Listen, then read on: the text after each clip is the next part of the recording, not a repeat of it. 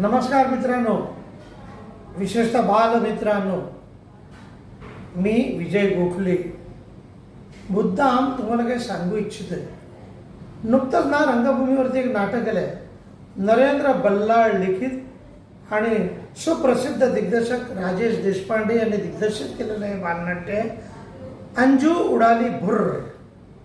अंजू उडाली भुर्र मस्त नाटक झालेलं आहे. अंजू नावाच्या धाडसी मुलीची कथा याच्यामध्ये मांडलेली आहे. पण त्यातलं काय म्हणतात रम्य असं नेपथ्य, सुमधुर संगीत, एकूण सगळी सजावट, वेशभूषा इत्यादी इत्यादी पाहिलं ना तर मित्रांनो, तुम्हाला एखादा बाल चित्रपटच आपण पाहतोय की काय असा भास झाल्याशिवाय राहणार नाही. आणि विशेष गोष्ट सांगायची म्हणजे हे नाटक मनोरंजन तर करतच आहे, पण मनोरंजनाबरोबर चांगले संस्कार करणारं देखील नाटक आहे. हे नाटक पूर्वी ज्यांनी अनेक नाटकांची निर्मिती केलेली होती त्या अशोक पावसकर आणि चित्रा पावसकर या जोडीनं या नाटकाची निर्मिती केलेली आहे.